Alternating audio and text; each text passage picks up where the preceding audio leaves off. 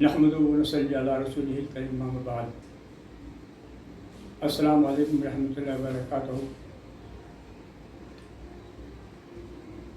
बिरादरान इस्लाम,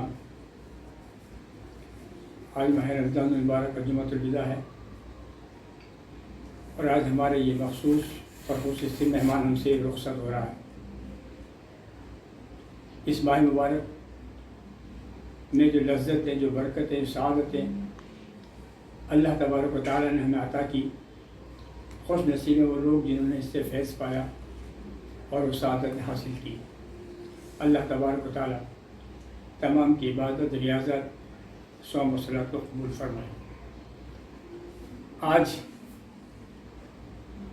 live आने का मकसद सिर्फ ये है कि क्योंकि इस वक्त पूरे दुनिया में और ख़ासकर हमारे मुल्क में कोविड-19 की वजह से पूरे मुल्क में लॉकडाउन है और ऐसे माहौल में माह रमज़ान मुबारक का महीना हमने गुजारा और ईद उल फित्र अब हमारे करीब सरों पर है। इस वक्त जिस तरह से नमाज़ें हमने घरों में पढ़ी हैं, यहाँ तक कि जुम्मे की नमाज़ें भी एहतियात ज़ोहर की शक्ल में हमने घरों में पढ़ी हैं, तरावी भी हमने घरों में पढ़ी है और कुरान की उस लज्जत से हम लोग महफूज रहे, महरूम रहे जो माह मुबारक में तरावी की शक्ल में सुनने में आता है। बहरहाल अब सवाल पैदा ये होता है कि ईद के दिन हमको करना क्या चाहिए।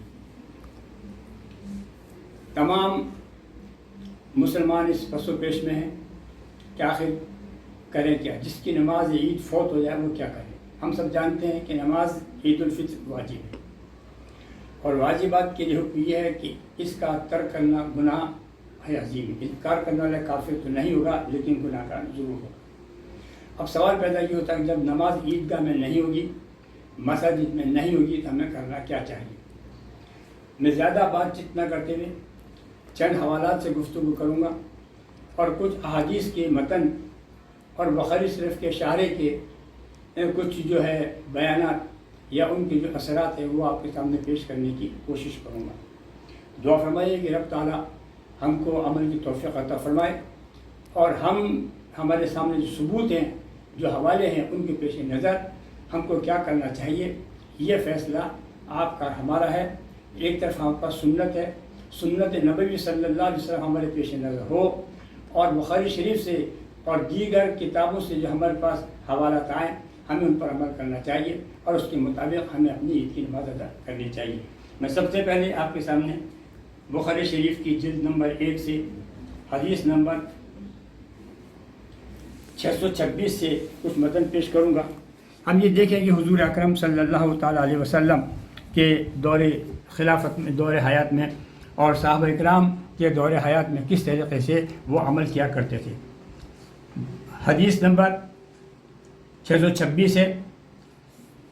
इसमें इरशाद इज़ा अफ़ातहुल ईद युसल्ली रकातैन वकज़ालिक निसाउ मन काना फिल बुयूत वल क़ुरा बिक़ौल नबी सल्लल्लाहु अलैहि वसल्लम हाज़ा ईदुन या अहलल इस्लाम व अमरा अनस इब्न मालिक मौलाहु इब्न अबी उतबत बिज़ावियति फ़जमा आहलु व बनीहि व सल्ला का सलात अहल मिस्र व तकबीरहिम वक़ाला इकरमतना आला सवाद यस्तमीउन फिल ईद युसल्लून रकतैन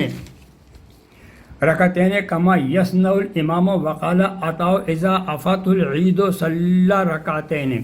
इस हदीस का खुलासा ये है, मैं आपके सामने इसका पूरा उर्दू मतन पढ़ के सुना दूँ। इमाम बुखारी अलैहिर्रहमा ने जो बाब बांधा है, जब ईद की नमाज फौत हो जाए तो 2 रकातें पढ़ ले।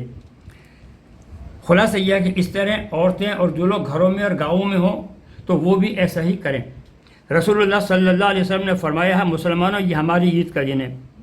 अनस बिन मालिक ने अपने ग़ुलाम इब्न अबी उतबा को जो ज़ाविया एक गाँव में रहा करते थे हुक्म दिया तो उन्होंने उनके घर वालों और बेटों को जमा किया और शहर वालों की नमाज और तकबीर की तरह नमाज पढ़ी। यानी जिस तरह से शहर के अंदर शहर के लोगों ने ईद की नमाज अपने इमाम के पीछे एक वाजिब तरीक़े से अदा की है, उसी तरीक़े से अनस बिन मालिक रज़ी अल्लाह ताला अन्हु ने اپنے گاؤں کے اندر اپنے غلام کو حکم دے کر اپنے گھر والوں کو جمع کیا، اور جس طرح سے شہر کے لوگوں نے عید کی نماز کی اسی طریقے سے عید کی نماز انہی تکابیر کے ساتھ ادا کی۔ اکرمہ کہتے ہیں کہ دیہات کے لوگ عید کے دن جمع ہوں اور 2 رکعتیں پڑھیں جس طرح امام پڑھتا ہے۔ عطا کا کہنا ہے کہ جب اس کی نماز فوت ہو جائے تو 2 رکعتیں پڑھے۔ یہ بخاری شریف کا حوالہ ہے، اور اسی متن میں حضرت علامہ مفتی محمد شریف الحق امجدی رحمۃ اللہ علیہ تعالیٰ کی جو بخاری شریف کے شارح ہیں، جنہوں نے نزہۃ القاری لکھی ہے، اس کی جلد 40 سے میں آپ کے سامنے اس حدیث کا متن پیش کرتا ہوں۔ اس کا اثر کیا ہے یہ آپ ملاحظہ فرما لیجیے۔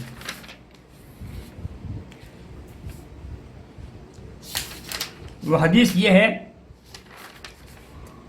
عن جابر رضی اللہ تعالیٰ عنہ قال رضی اللہ تعالیٰ عنہ قال کان النبی صلی اللہ تعالیٰ علیہ وسلم اذا کان یوم العید خالفت طریق لقول النبی صلی اللہ علیہ وسلم ھذا عیدنا یا اہل الاسلام۔ یہاں یہ باب ہے جب نماز فوت ہو جائے تو 2 رکعت پڑھے، اور ایسے ہی عورتیں اور جو لوگ گھروں میں اور دیہاتوں میں ہیں وہ بھی نماز عید پڑھیں، کیونکہ نبی کریم صلی اللہ تعالی وسلم نے فرمایا یہ ہماری عید ہے اے اہل اسلام۔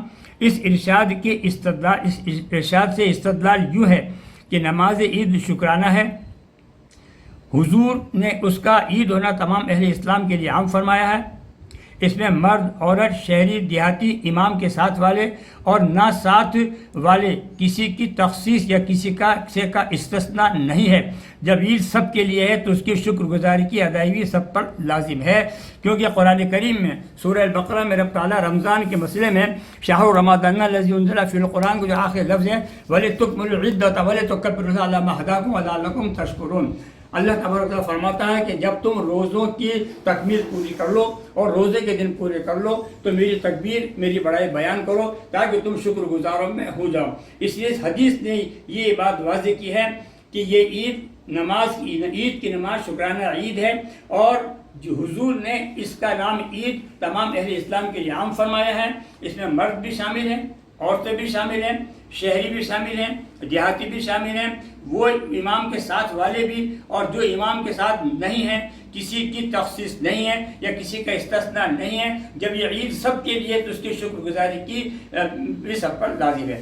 جو حدیث نمبر 626 میں نے پڑھی، میں اس کی تشریحات میں یہاں جو حضرت شریف الحق امجدی رحمۃ اللہ علیہ تعالیٰ نے جو اس کی تشریحات میں لکھا ہے وہ میں آپ کو پھر پڑھ کے ایک بار سنا دیتا ہوں۔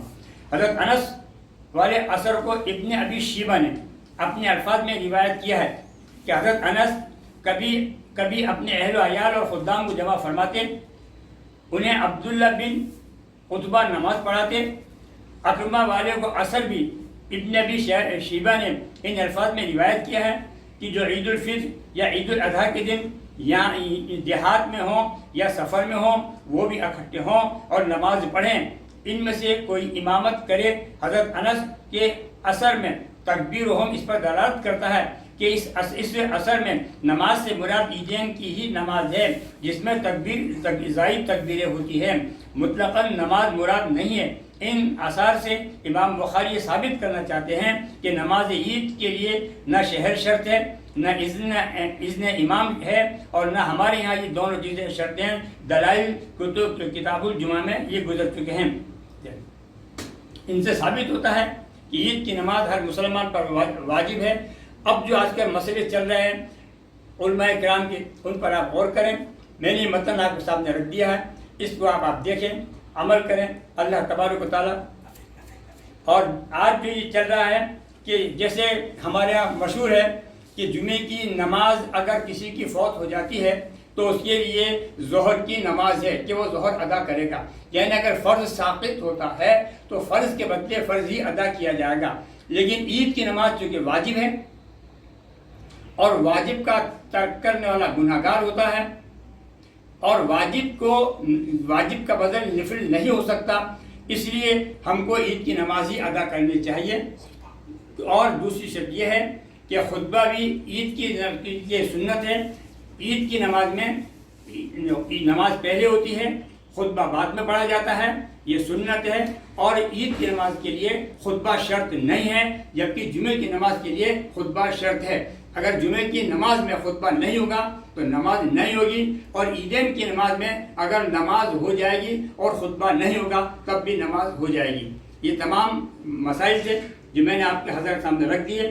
اب آپ حضرات کی اپنی مرضی ہے، گھروں میں رہیں، گھروں میں عبادت کریں، نماز کا جو طریقہ ہے اس طریقے سے نماز عید الفطر کی ادا کریں، ملک، قوم اور ساری دنیا کے لیے دعا کریں، اور دعا کریں رب تعالیٰ ہمارے ملک کو اس وبا سے، اس مہاماری سے نجات عطا فرمائے اور تمام لوگوں کو خوشحال رکھے۔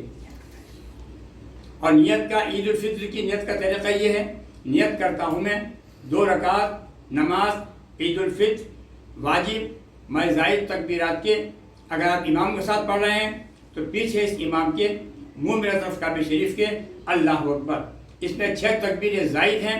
پہلی رکعت کے اندر جب پہلی مرتبہ آپ تکبیر اللہ اکبر کہیں گے، ہاتھ باندھ لیں گے، ثنا پڑھیں گے، اور اس کے بعد اللہ اکبر کہہ کر 2 بار ہاتھ چھوڑ دیں گے۔ جب تیسری بار ہاتھ اٹھائیں گے تو اللہ اکبر کہہ کر ہاتھ باندھ لیں گے، یعنی کل پہلی مرتبہ اور چوتھی مرتبہ ہاتھ باندھنا ہے، اور بیچ میں 2 مرتبہ ہاتھوں کو اللہ اکبر کہہ کر چھوڑ دینا ہے۔ اس طریقے سے آپ سورہ فاتحہ پڑھیں گے، قرأت کریں گے، رکوع سجود کریں گے، دوسری رکعت میں کھڑے ہو جائیں گے، پھر سورہ فاتحہ پڑھیں گے، قرأت کریں گے۔ جب رکوع میں جائیں گے تو اللہ اکبر کہہ کے رکوع میں جانے کی بجائے ہاتھ اٹھا کر چھوڑ دیں گے، پھر دوسری بار بھی اللہ اکبر کہہ کر کانوں تک اٹھا کر چھوڑ دیں گے، پھر تیسری بار بھی اللہ اکبر کہہ کر کانوں تک ہاتھ اٹھا کر چھوڑ دیں گے، اور پھر چوتھی مرتبہ اللہ اکبر کہہ کر رکوع میں چلے جائیں گے۔ اس طرح سے ہماری عید کی نماز ہو جاتی ہے۔ دعا فرمائیے کہ اللہ تبارک و تعالیٰ ہمیں سنت نبوی صلی اللہ علیہ وسلم پر عمل کرنے کی توفیق صحیح عطا فرمائے۔ درود و سلام حاجی برحق فخر کائنات تاجدار مدینہ حضرت احمد مصطفیٰ محمد مصطفیٰ صلی اللہ تعالیٰ علیہ وسلم پر، آپ کے اصحاب پر، آپ کے ازواج محترمات پر، آپ کے اہل بیت پر، تابعین تبع تابعین پر، جنہوں نے ہمارے لیے یہ کاوشیں کی، یہ کوششیں کی، دین ہم تک پہنچایا، اور جن کی کوششوں، جن کی کاوشوں، جن کی سعی کے ذریعے سے رب تعالیٰ نے یہ ماہ رمضان مبارک اور یہ عیدین کی خوشیاں اور قرآن ہم کو عطا کیا، اللہ تبارک و تعالیٰ ان کے مراتب جنت الفردوس میں بلند فرمائے، اور اللہ تبارک و تعالیٰ ان کی دعاؤں کی طفیل ہماری زندگی میں امن و امان قائم رکھے، اور ہمیں عمل صالح کی توفیق صحیح عطا فرمائے، اور اس مہاماری اور اس بیماری سے ہمیں نجات عطا فرمائے۔ وآخر دعواہم ان الحمدللہ رب العالمین۔ السلام علیکم۔